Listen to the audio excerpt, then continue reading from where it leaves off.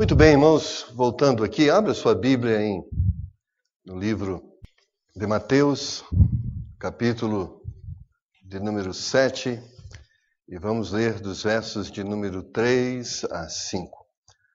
Mas para melhor compreensão, vamos ler dos versos de número 1 a 6. Versos de número 1 a 6, ok? Fique de pé e acompanhe essa leitura bíblica. E me desculpe se em algum momento eu não consegui controlar, então esses dias intensos fez com que minha voz fosse comprometida, então em alguns momentos você vai ouvir alguns barulhos, mas me suporte. Então, vamos em frente. Diz assim a palavra de Deus: não julgueis para que não sejais julgados, porque com o juízo que julgardes sereis julgados, e com a medida com que tiverdes medido vos hão de medir a vós. E por que reparas tu o argueiro que está no olho do teu irmão, e não vês a trave que está no teu olho? Ou como dirás a teu irmão: deixa-me tirar o argueiro do teu olho, estando uma trave no teu? Hipócrita, tira primeiro a trave do teu olho, e então cuidarás em tirar o argueiro do olho do teu irmão. Não deis aos cães as coisas santas, nem deleites aos porcos as vossas pérolas. Não aconteça que as pisem com os pés, e voltando-se vos despedacem. Oremos, Pai, te damos graça por tua palavra, e cremos que através do seu poder ela pode ser compreendida. Então ministra esta palavra nos nossos corações com poder transformador, libertador e salvífico, Senhor. É a nossa oração em nome do Senhor Jesus. Amém. Podeis assentar, irmãos. Nós temos meditado e vamos meditar ao longo de alguns domingos sobre esse tema: ninguém pode dar daquilo que não tem. Eu creio que Deus quer que sejamos fontes de boa água, água viva, àqueles que têm sede, mas para que sejamos fontes de água, precisamos que esta fonte tenha água. Então, disto vem esse pensamento: ninguém pode dar do que não tem. Logo, se queremos levar uma mensagem de salvação a quem não é salvo, primeiro precisamos experimentar a salvação na nossa vida. Se queremos exortar pessoas à santidade, precisamos primeiro experimentar o poder santificador da palavra de Deus nas nossas vidas. Porque se assim não for, o próprio Senhor Jesus Cristo taxa estes de hipócritas, coisa que nem eu e nem você queremos ser. Amém? Então, quando falamos sobre vida, irmãos, vida é o resultado do poder da palavra de Deus. Todos nós pregamos aos ouvidos daqueles que precisam de libertação que a palavra de Deus é poder libertador. Nós cremos assim e assim pregamos. Se você não concorda, diga misericórdia. Mas se você concorda, diga amém. Nós cremos que a palavra de Deus é poder libertador na vida do errante. Vou falar de novo. Nós cremos que a palavra de Deus é poder libertador na vida do errante. Amém. Graças a Deus você crê também. Agora, nossa vida é testemunho físico de que isto é possível acontecer.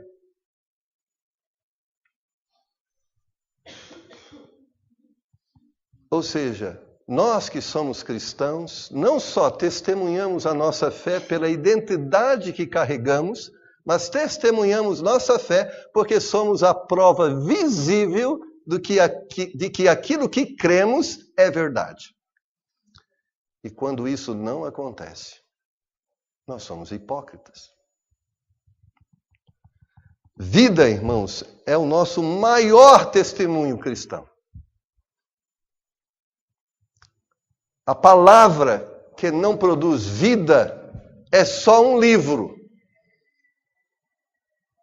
Mas se a palavra de Deus, aquela que está diante de nós, nós cremos que ela revela quem é Deus e o poder que Ele tem, nós, com a nossa vida, testemunhamos esta verdade.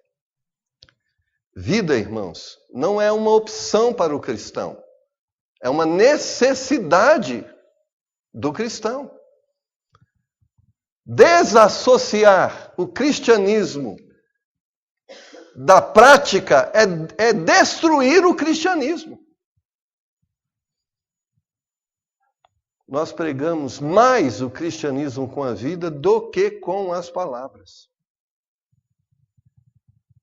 Em muitos casos, deixe que a vida fale mais do que as palavras. É verdade. Então, quando a Bíblia nos exorta, e quando eu aqui, usando a Bíblia, quero vos exortar, é uma questão que você deve entender. O cristianismo está identificado com a vida, e a vida deve estar identificada com o cristianismo. E quando isso não ocorre, não é cristianismo.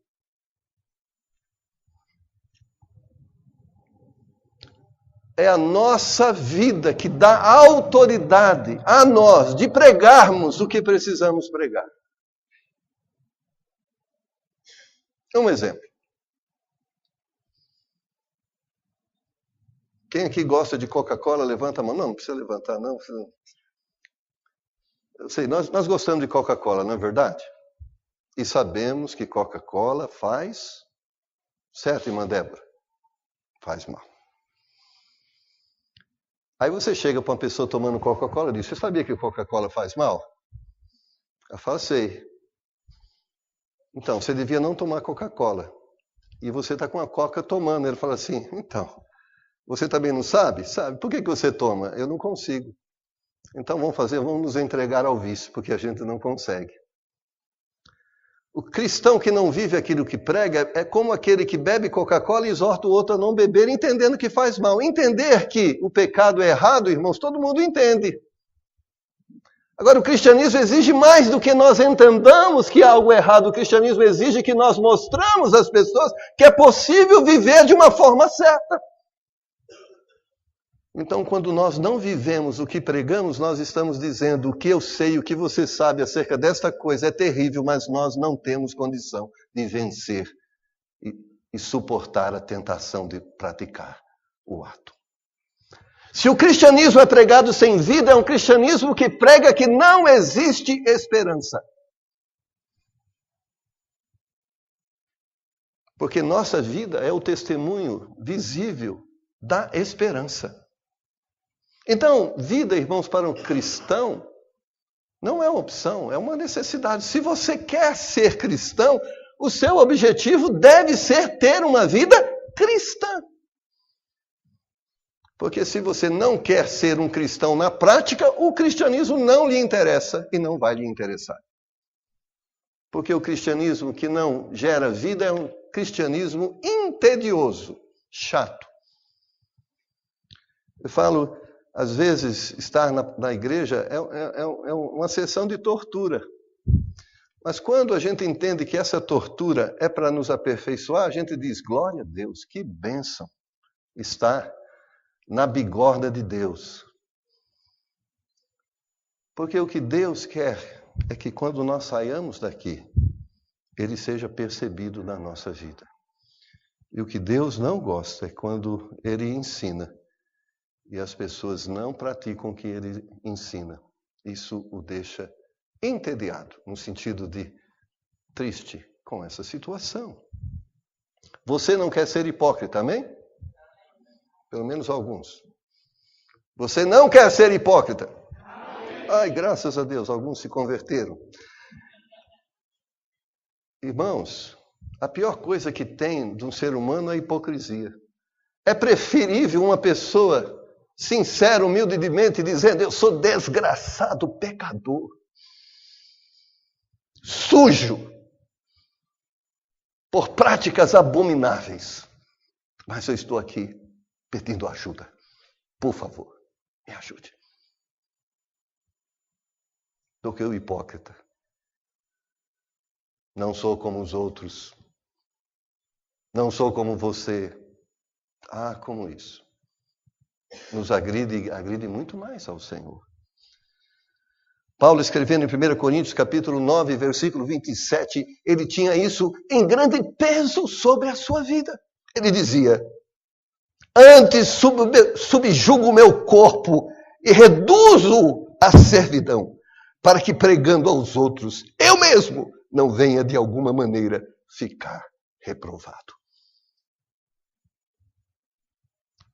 Paulo tinha um peso.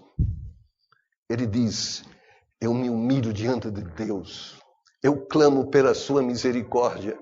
Porque a pior desgraça para o meu ministério é quando eu exortar pessoas a serem o que Deus quer que elas sejam. Elas olhem para mim e vejam um testemunho contrário à minha fala. Eu creio que a pior coisa no nosso Brasil é os corruptos falando de corrupção. Ah, meu Deus, como isso? É como raposa legislando sobre o galinheiro. Mas talvez nós identificamos os corruptos lá em Brasília falando sobre corrupção, mas o pior é crentes corruptos falando contra a corrupção. Isso é o pior. Esperar que o ímpio seja corrupto, infelizmente, é natural, não aceitável. Mas e o cristão? Ninguém deve exortar os outros naquilo que não são. É o que a palavra de Deus está dizendo, irmãos, não sou eu. O que o texto de Mateus diz: se você está olhando para o erro do seu irmão, a primeira coisa que você deve fazer, olhe para você e se você não tem o mesmo erro.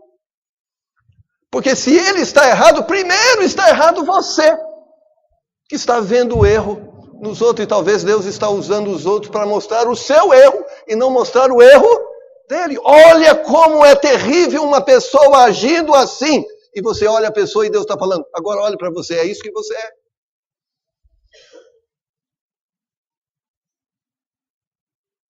É fácil falar que o nosso mundo é isso e aquilo outro. Talvez Deus está mostrando o mundo para dizer para nós: nós estamos tendo um pouco disso também. E o Senhor Jesus Cristo está exortando as pessoas. Você está vendo o argueiro? Então agora olhe para a sua trave. E você vai ver melhor e vai poder ajudar melhor. Nós podemos fazer aqui de um tempo de lamúria e lamentação e dizer o quão miserável nós somos e o quão pecador nós somos, mas que tal nós buscarmos a Deus e buscarmos a vitória em Cristo, e quando ouvimos sobre a miserabilidade que as pessoas têm, nós possamos dizer a elas: existe esperança, e eu experimentei dessa esperança na minha vida e ela é verdadeira.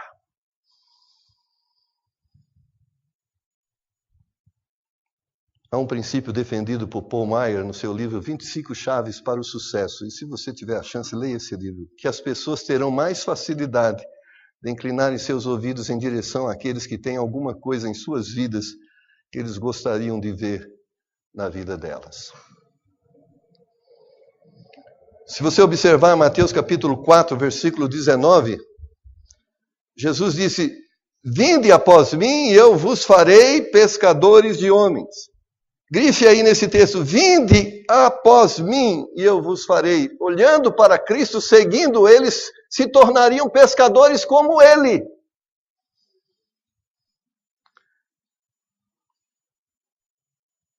Paulo, por 4 vezes, exorta aos crentes a lhe imitarem. Uma delas está em 1 Coríntios capítulo 4, versículo 16. 1 Coríntios 4,16. Admoesto-vos, portanto, a que sejais meus imitadores.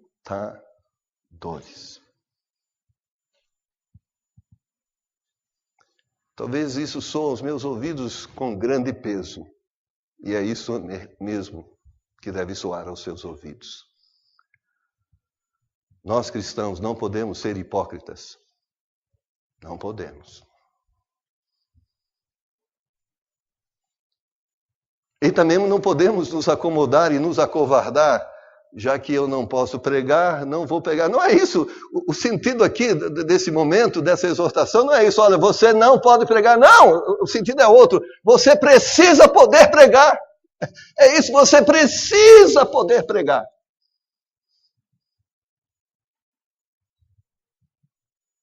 Então acorde para isso. As pessoas precisam ver esperança e nós somos a esperança que essas pessoas podem ver. E se ela não é vista em nós, não existe a esperança. Sabe o momento quando Deus vai arrebatar a sua igreja? Quando o efeito da igreja for nulo. Não vai provocar mais nenhuma diferença.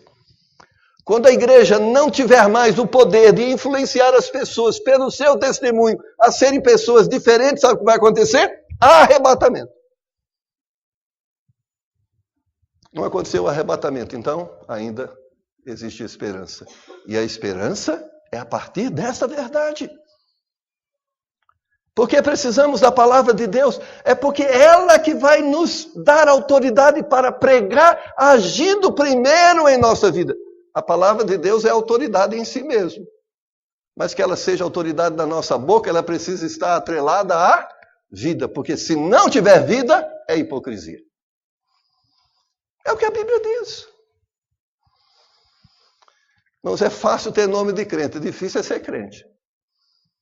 Nome de crente qualquer um tem. Se perguntar para um espírita, você é crente? Crente. A Bíblia diz que o diabo é. Agora, ser cristão é estreito e espinhoso, e difícil, e poucos são os que andam nesse caminho. Deus vai separar um dia dos cristãos nominais dos cristãos verdadeiros. Haverá um juízo. Por isso a Bíblia vai dizer, nem todo que me diz Senhor, Senhor entrará no reino do céu, mas só aqueles que fazem a vontade do meu Pai. Irmãos, a maior bênção do cristianismo é quando nós experimentamos ele na nossa vida. A bênção do cristianismo não é falar do cristianismo. A bênção do cristianismo é usufruir dele. E por que cristãos devem ser entusiasmados em pregar? Porque eles experimentaram em suas vidas e eles veem isso com entusiasmo. Por que cristãos não têm alegria em pregar? Porque eles não experimentaram em suas vidas. Irmãos, como é gostoso você vender um produto que deu certo para você. Eu vejo, nós temos um pouco de médico, né? E a gente tem um exemplo muito simples disso. Você toma um remédio e acha que vai ser bom para todo mundo. Alguém parece que você tomou o remédio para dor de cabeça e ele deu certo, aí você chega uma pessoa com dor de cabeça, tome coisa que é bom porque eu já tomei. Não é assim? Olha, a beleza do cristianismo quando nós experimentamos essa verdade de uma forma pessoal. Mas como é difícil a gente pregar o evangelho quando ele não é uma verdade na nossa vida. Aí a gente começa aquelas desculpas diabólicas. Todo mundo é pecador, você também, eu também. Esse evangelho do pecador, irmãos, misericórdia. Se o sangue de Cristo não pode nos purificar e nos libertar, então, para quê? Crê. Irmãos, o cristão deve entender que ele precisa ser aquilo que ele acredita. Irmãos, na realidade, nós testemunhamos aquilo que nós cremos. É verdade. Na realidade, a sua vida é o que você acredita. Você pode pregar contra a imoralidade sendo imoral, hipócrita.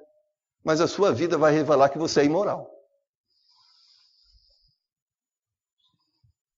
Pregar contra a imoralidade sendo imoral é hipocrisia e não vai produzir resultado nenhum. Vai destruir a fé e não construir a fé. É verdade. Se observarmos o ministério de Jesus enquanto aqui na Terra, ele não veio ensinar uma nova forma de culto, uma nova doutrina, mas influenciar pessoas a serem verdadeiramente cristãs, porque o que existia naquele momento era uma falsa religiosidade, defendida com a Bíblia, discursada com a Bíblia, mas não vivida de acordo com a Bíblia. Que Jesus nos chamou de sepulcros caiados, raça de víboras, hipócritas. Deus enfrentou aqueles fariseus que mudavam a lei para acomodar os seus pecados. Amados irmãos, não deve ser assim. Mateus 7, 3 a 5 vai dizer-nos uma verdade, que nós precisamos nos atentar a ela. Nós não podemos ser hipócritas. Não podemos. Nós temos que ser cristãos praticantes. Ver o erro dos outros e condenar é fácil. Ser um exemplo para aqueles que estão vivendo errados é o desafio cristão. Então, pense sobre isso. Cada vez que você vem à igreja, não é para ouvir mais um discurso. É para ser um melhor crente. Deus te trouxe aqui, não é para você saber mais do que você sabe. Talvez você saiba mais do que você já tem praticado. Deus te trouxe aqui para dizer para você que cristianismo é mais do que vir na igreja. É um estilo de vida. Não sei que desculpa você dá para o seu pecado. Herança hereditária ou maldição hereditária, não sei. Mas eu sei de uma coisa. Conhecereis a verdade e a verdade vos libertará. Aqueles que estão em Cristo, nova criatura é. As coisas velhas já passaram, eis que tudo se fez. Se você começar a ler o Novo Testamento, como também o Velho, 90% das passagens escritas estão dizendo: seja crente também na vida. É isso que o texto bíblico nos exorta. Eu posso aleatoriamente pegar qualquer versículo da palavra de Deus e ele vai dizer: seja crente na prática e não hipócrita. Porque os hipócritas não vão herdar o reino de Deus. Eu tenho um peso sobre meus ombros. Eu preciso pregar o que as pessoas estão vendo em mim. Mas eu talvez em algum momento faria assim: eu vou rasgar essa parte, porque essa eu não posso pregar. Rasgar esta, porque essa eu não posso pregar. Vai chegar um momento que eu não tenho Bíblia para pregar. Mas sabe o que Deus fala comigo hoje? Se converta, porque o povo precisa ouvir. Mas se eles ouvirem o que você não vive, eles nem vão te dar crédito. Baixe sua cabeça. Feche os seus olhos. Querido Pai, estamos diante do Senhor nesta manhã. Podemos esconder das pessoas o que o Senhor sabe. Mas o que adiantaria? Não seremos julgados pelas pessoas, somos julgados pelo Senhor. O Senhor sabe. O Senhor sabe. E eu sei que o Senhor sabe não com o desejo de nos destruir. O Senhor sabe dizendo: eu sei do que você precisa, eu tenho o que você precisa. Eu sei que o Senhor sabe também de cada pessoa, conhece as suas virtudes e conhece os seus pecados. O Senhor sabe. E o Senhor tem a bênção da força para permanecermos naquilo que já temos tido a bênção de praticar. Mas o Senhor tem o poder também de nos converter àquilo que ainda não fomos convertidos. Então, nesta manhã, Tua palavra nos exorta a termos vida cristã. Não só nome cristão. É um desafio para mim, Senhor. É um desafio para cada um dos meus irmãos. E se fosse isto provocado por minha capacidade, seria impossível. Eu não conseguiria. Eu sei disso. Mas eu sei que é o poder do Senhor agindo na minha vida que me transforma e me liberta. Então, nesta manhã, eu peço ao Senhor, manifesta o seu poder na minha vida. O seu poder libertador. O seu poder transformador. Esse poder que me é ministrado através da sua palavra, esta palavra que diz aquilo que não é certo, mas também nos fala de como tornar o que não é certo, certo. Manifesta esse poder na minha vida, Senhor. Eu não quero rasgar páginas da Bíblia, porque não posso pregá-las. Também não quero acrescentar páginas. Não quero acrescentar aquilo que o Senhor não disse que precisava ser pregado. Eu quero pregar aquilo que a Tua palavra diz. Então me ajuda, Senhor, a não rasgar as folhas, mas torná-las um testemunho do poder que o Senhor tem sobre a minha vida. Eu creio, Senhor, que cada crente sincero está agora orando desta forma também. Ajuda-nos, Senhor, a não rasgarmos as páginas da Tua palavra, mas torná-las um testemunho vivo do poder que o Senhor tem de transformar as nossas vidas e nos fazer aquilo que o Senhor, quando nos criou, desejou que fôssemos. Que possamos crer nesse poder, que possamos buscar esse poder, que possamos nos entregar a esse poder e crermos que o Senhor começou uma boa obra em nós e o Senhor vai terminar. Porque é promessa do Senhor. Então queremos nessa manhã renovar as nossas esperanças e crer que o pecado que tem nos escravizado, ele já foi vencido na cruz e nós podemos nos libertar dessas algemas hoje em nome do Senhor Jesus Cristo. Nós podemos sair daqui na certeza de que o Deus que nos exortou a ser é o Deus que tem o poder de nos fazer ser. E é essa esperança, Senhor, que temos. E é nessa esperança que te buscamos em nome de Jesus. Amém.